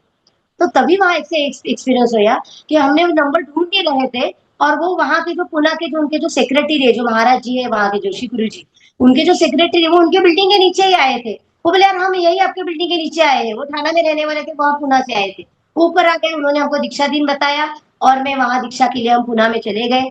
और वहाँ एक्सपीरियंस ऐसा है कि वहां दो एक फैमिली आई थी, उन्होंने बोला कि हमारे बच्चों को भी आप दीक्षा देंगे क्या। तो उन्होंने बोला नहीं नहीं, उनको नाम करने दो। और मैं तो ये शक्तिपात दीक्षा के लिए बहुत सारे क्या क्या नियम होते हैं, तो मेरे बच्चे कहाँ करेंगे, ऐसा मैंने मुझे लगा था। लेकिन वो शरद शास्त्री जोशी करके जो पूजनीय है हमारे लिए, उन्होंने बताया नहीं, आपके दोनों बच्चों को भी आपको दीक्षा के लिए लाना है। तो मेरे दोनों बच्चों को मैं दीक्षा के लिए मैं वहां लेके गई। और वो जो मेरे मेरे यहाँ शक्तिपात दीक्षा वहां पुणे में मेरी 2016 में 1 मई के दिन 2016 में मेरी शक्तिपात दीक्षा हो गई। और वहां से भी मेरे बहुत सारे एक्सपीरियंस बहुत अच्छे अच्छे हो गए। आपका ही पॉडकास्ट में देखा था, वो आनंद करके जो आनंद अंकल का आपका पॉडकास्ट था, वो शक्तिपात उनका, तो मैंने उनके साथ फोन पे बात जब की, तो हम एक साथ बात थे, तो तभी भी उनको भी अनुभव आने लगे। जब मैं मेरे भी वो शक्तिपात की वजह से मुझे भी अलग अलग वो जो ध्यान में अलग अलग एक्सपीरियंस आने लगे। तो कहने का मतलब है ये जीवन ऐसे चलता गया है, अभी भी चल रहा है, हम तो कर ही रहे हैं। कभी आगे पीछे कम ज्यादा होते रहता है, माया भी काम करती ही रहती है। लेकिन हमारे जो कुछ हमारे जितने सारे जो नाना महाराज तराणीकर, वासुदेवानंद सरस्वती, जो उपाध्याय जो गुरु जी, हमारे भानुदास ठाकुरदास, ये शक्तिपात दीक्षा के शरद शास्त्री जोशी जी, ऐसे बहुत सारे लोग हमारे जीवन में आए, और वो हमारा बोलते हैं ना एकदम बढ़ावा। मेरे शरद शास्त्री जोशी जी ने तो मुझे ये कहा कि आप अभी नाम भी लोगों को देने के लिए स्टार्ट कीजिए, ये मुझे बताया उन्होंने। तो मैंने बोला बाबा वो तो जिम्मेदारी है, वो तो बोलते हैं ना कांटे का जो सिंहासन वैसे वो गुरु का स्थान है, वो तो किसी को हम नाम देंगे तो उनकी जिम्मेदारी हमें लेनी पड़ती है। लेकिन मैं आपको दीदी बोलूं, भगवान ने मेरे साथ यही भी चीज की है कि इतने सारे लोग मेरे पास आके वो नामस्मरण लेके जाते हैं, और उनको भी ऐसे अलग अलग इतने सारे अनुभव हो चुके हैं कि मैं तो उनको जो पसंद है वही उनको भगवान का नाम लेते हैं, और भगवान और वो गुरु जी को बोल देती हूँ आप और वो उनको संभाल लीजिए। तो वो जो शेरू आंटी है, वो शेरू आंटी के साथ अभी भी हमारे कनेक्शन है। हम भी ऑटो राइटिंग जब करते हैं, हमारे पापा का फिर बाद में दूसरी जगह जन्म हो गया, ये भी हमें पता चला, हमें बताया गया। और ऐसे सब बहुत सारे एक्सपीरियंस है ऑटो राइटिंग है। फिर अभी मुझे कामाख्या जाने की इच्छा हुई, तो मैं कामाख्या भी जाके आई। फिर मुझे हमारे यहाँ थाना में एक बाबा जी है, वो जैसे बोलते हैं ना देखो कैसे जीवन में एक एक आता है, तो अभी हमारे जीवन में देवी का भी क्या बोलते हैं शुरुआत हो चुकी है। कामाख्या माता की शुरुआत हो चुकी है। हम जो वो का यहाँ खोपट करके थाना में है, वहाँ बाबा जी के रहते हैं, हम महावीर दास जी बाबा जी, हम उनके यहाँ भी जाते हैं। वो भी हमें बहुत गाइडेंस देते हैं। और अभी देवी माँ का हम हमसे साधना स्टार्ट हो चुकी है। तो बस देवी माता सब सदगुरु जो सब तो एक ही है, वो सबका मेरे ऊपर हमारे ऊपर कृपा रहे। और हम हमारे बच्चे, मेरे दोनों बच्चे ध्यान धारणा करते हैं, नामस्मरण करते हैं, सब कुछ अच्छा है। और मैं उनको बताया कि आप पढ़ेंगे, वो कुछ पढ़ाई में मुझे अच्छे है ही, मेरी बेटी एमबीए हो गई, मेरा बेटा भी इंजीनियरिंग में, सब कुछ ठीक है। लेकिन मैंने उनको ये कहा है कि आप स्पिरिचुअली ग्रोथ करेंगे तो ही मेरे माँ बनने का क्या बोलते हैं मैं धन्य हो जाऊंगी। अदरवाइज सबके बच्चे पढ़ते हैं वैसे मेरे बच्चे पढ़ेंगे, लेकिन मेरे बच्चे बहुत गुणी है, सब कुछ अच्छा है, तो भगवान की मेरे ऊपर बहुत बहुत कृपा है, तो मैं दिल से कहती हूँ। देखिए ना आपका भी फोन आया, ये तो हमारे पात्रता है कि नहीं हमें पता नहीं, लेकिन आपने हमें बुलाया, आप आपको भी मैं बहुत बहुत धन्यवाद देती हूँ। और आपके पॉडकास्ट हम हर मैं भी देखती हूँ, बहुत अच्छा आप करते हैं, आपके पीछे भी वो शक्ति है, इसीलिए आपके साथ हमारा परिचय हो गया। धन्यवाद एक बार, सब गुरुओं को सदगुरुओं को सबको मेरा बहुत बहुत मंजुषा थैंक यू। जी, आप एक बहुत पवित्र शुद्ध आत्मा है, इसीलिए आपको इतने सारे गुरुओं का सानिध्य प्राप्त हुआ। परमात्मा की कृपा आपके साथ है। और आपको आप साक्षात एक देवी हैं, इस बात में कोई शंका नहीं है। और आप जो हैं, जो कर रही हैं, जिस तरीके से आगे बढ़ रही हैं, परमात्मा ने जैसे आपको बिल्कुल पीछे से सपोर्ट किया हुआ है, मैं चाहती हूँ परमात्मा एक सबको बात सपोर्ट एक बात करे। और बतानी रहेगी, जी मैंने जी नर्मदा परिक्रमा का संकल्प उठाया। मैं जी नर्मदा परिक्रमा मुझे नर्मदा तीरे तीरे नर्मदा करके मैंने गुजराती हस्बैंड वाइफ का मैंने बुक पढ़ा था गुजराती में। गुजराती थे वो शिक्षक थे। अभी मैं पढ़ रही हूँ, देखो कितने सारे परिक्रमा करते हैं, वो तो रिटायरमेंट के बाद करते हैं, 3 साल 13 महीने 3 दिन वो सब। मैं तो नहीं कर पाऊंगी। और मैंने कहा ना, बीच में मैं बहुत मोटी थी, अभी मैं बहुत पतली हुई, मैंने 21 किलो वजन कम किया है। तो वो मैं जो मोटी थी, तो मुझे लगा कि मैं चल नहीं पाऊंगी, कैसे नहीं हो सकता है मुझसे। वही वो एक मोटी पे मैं गिरनार पे, गिरनार के 10,000 स्टेप चढ़ के मैं गिरनार भी जाके आई हूँ। वहां मैं दत्त भगवान को मैंने गाना सुना के आई हूँ। तो ये मेरे जीवन में असाध्य चीजें है, ये हो चुकी है। तो ये नर्मदा में भी मैं मेरे स्कूल में मैं मुझे छुट्टी नहीं मिलेगी इतनी सारी तो। और रिटायर हो चुके जाऊंगी तब तक क्या पता मैं चल पाऊंगी नहीं पाऊंगी। ये सोच के मैंने क्या संकल्प लिया कि कैसे भी हो जाए, मैं मेरी छुट्टी लगेगी, मैं नर्मदा परिक्रमा उठाऊंगी। तो मेरी दिवाली के छुट्टी में मैंने नर्मदा परिक्रमा उठाई। मैंने कैलकुलेट किया मुझे 8 साल लगेंगे हर छुट्टी में। दिवाली वेकेशन, क्रिसमस वेकेशन, मई महीना का वेकेशन, ऐसे में चलती है। जहां मैंने परिक्रमा 8 दिन चलूंगी, जहां मैंने छोड़ी है वहीं से मैं वापस आ जाऊंगी, वहां नेक्स्ट वेकेशन में वहीं से उठाऊंगी। तो बहुत सारी मुझे रास्ते में ऐसे लोग भी मिले, उन्होंने मुझे बताया कि अरे नहीं नहीं, ऐसी परिक्रमा नहीं होती। बड़े बड़े जो प्रवचनकार है उन्होंने मुझे भी बताया था ऐसे नहीं होती है। तो मैंने उनको कहा कि देखिए, माता जी के पास यही एक हस्बैंड वाइफ ने पूछा था कि लोग बोलते हैं ऐसी परिक्रमा नहीं होती है, इसको बंदर परिक्रमा भी कहते हैं, इसको खंड परिक्रमा भी कहते हैं, यहाँ से वहां कैसी भी जाओ। तो भाव इंपॉर्टेंट है, ये मुझे लगता है। तो मैंने कभी किसी का नहीं सुना, मुझे जो चाहिए वो मैं करती गई हूँ। तो ये एक्सपीरियंस ऐसा हो गया, एक जगह तो मैं दोपहर को चल रही थी, और चलते वक्त मुझे ऐसा लगा कि अरे छुट्टी है, और ये मैंने कहाँ संकल्प उठाया। मैं घर पे बहुत अच्छा तरह से आराम करती थी मेरे बेडरूम में, और मैंने क्यों ये उठाया। आपको मुझे मेरा पलंग वलंग मेरे को याद आया मेरे घर का। सच्ची कहती हूँ, हर रास्ते में, यानी ये वो रावेर करके जो है, जो बाजीराव प्रभु का उनकी वहां वो रावेर के पहले हर रास्ते में मुझे पलंग दिखाई दिए। और मैं हर पलंग के में आराम करते सोते सोते सोते हुए रावेर पहुंची हूँ। मेरे पीछे पीछे एक इंदौर के एक परिक्रमावासी आके, मैंने उनको पूछा, भाई आप वहां से ही चल के आए, पीछे से आपको पलंग दिखाई दिए क्या। तो बोले नहीं, हमको तो पलंग नहीं दिखाई दिए। तो मुझे पलंग, मैंने जैसे बोला कि मैं मई महीना में पलंग पे मैं मस्ती सोती थी, क्यों ये मैंने उठाया, आता है ना, हम ह्यूमन बींग है ऐसे मेरे मन में, और मुझे पलंग दिखाई देने लगे। उसके बाद एक ऐसा भी एक्सपीरियंस मुझे हो गया कि एक आदमी मेरे पास आ गया, उन्होंने मुझे एक छड़ी दी और मेरा डंडा उन्होंने ले लिया। और मुझे क्या कहा पता है, उन्होंने कहा कि आपके इसमें जो आप थके हुए होंगे, तो ये जो लकड़ी है, लकड़ी उन्होंने कुछ नाम बोला था उसका, वो छिलका है, वो निकाल के आप घर जाके वो पी लो, ताकि आपके पैर वैर जो मसल्स पेन है उस आपको निकल जाएगा। और उन्होंने वहां, मैं आगे जा रहा हूँ और आपको उज्जैन में मैं आपकी राह दिख रहा हूँ। और नाम उन्होंने बताया शंकर पाटिल। और वो निकल गए, वो जैसे हम बैठे थे वो हमें दिख रहे थे। और अचानक से मैं बात कर रही हूँ और वो हमारे सामने थे, तो वो अचानक गायब भी हो गई। अब वो शंकर पाटिल, उन्होंने ना बुल्ढाना जिले के थे शंकर पाटिल, अभी वो शंकर भगवान है क्या पता नहीं, लेकिन हमारे वो दंड उन्होंने चेंज किया, उनका दंड मुझे दिया। और निर्गुंडी, निर्गुंडी करके एक झाड़ वनस्पति होती है, उसका जो हम छिलका निकाल कर उबाल के पियेंगे तो हमारा मसल पेनिंग वगैरह सब निकल जाते हैं। उन्होंने ये कहा कि ये आप हाथ में लीजिए, आपका पूरा जो वात है, वात वो छड़ी क्या कर लेगी, खींच लेगी। तो उन्होंने मेरा दंड वहां चेंज किया। और दूसरा मुझे एक्सपीरियंस आ गया कि मेरे को नर्मदा मैया का दर्शन हो गया। वो दर्शन हो गया वो अमरकंटक के थोड़े पहले, नेमावर, नेमावर के घाट पे मुझे नर्मदा मैया का भी मुझे एक्सपीरियंस हुआ। लेकिन पता नहीं चला था वो नर्मदा मैया मेरे बाजू से वो हो गई, और मैंने देखा तो वो एक दीवार में वो चली गई। और वो नेमाड़ी लोग जो पैसे पहनते हैं वैसे उन्होंने साड़ी पहनी थी, मैंने उनका पिक्चर भी तुरंत मैंने ये किया। तो भगवान की ये सब है। तो नर्मदा परिक्रमा का तो बताना था, गिरनार का भी बताना था। तो वो मेरी पूरी परिक्रमा मेरी कंप्लीट हो गई। एक हिमाचल प्रदेश के बाबा जी भी मुझे मिले, उनका भी आशीर्वाद मुझे मिला, और मेरी परिक्रमा पूरी हो गई। मंजूषा जी, आप बहुत भाग्यशाली हैं। आपके लिए एक बुक लिखनी चाहिए, आपके जो भाग्य में इतनी सारी चीजें आपको प्राप्त हुई हैं, एक किताब लिखनी चाहिए आपके जीवन पर। और मैं बस आपका दिल से धन्यवाद करती हूँ कि आज आपने बहुत सारा समय दिया और बहुत प्यारे प्यारे डिवाइन एक्सपीरियंस सब सबके साथ शेयर किए। जाने से पहले बस मैं आपसे यही प्रार्थना करूंगी कि आज जो भी हमारे परिवारजन के लोग इस वीडियो को देख रहे हैं, सबको एक देवी होने के नाते सबके लिए एक आशीर्वचन देती जाएं, ताकि सबका भला हो, सब परमात्मा के रास्ते पर चल पाए। यस, सबको हो। और मैं कहूंगी नाम स्मरण कभी छूटना नहीं, जो मेरे पापा ने मुझे बोला वही मैं आप सब लोगों की कहूँ। नाम स्मरण कभी भी छूटना नहीं, कुछ भी हो। और मुझे माम पाही भगवन दत्त, ये नाम के तो मुझे इतने एक्सपीरियंस हुए हैं। कुछ भी मेरे जिंदगी में कुछ भी ऐसी सिचुएशन आती है, एक क्षण में वो चेंज हो जाती है।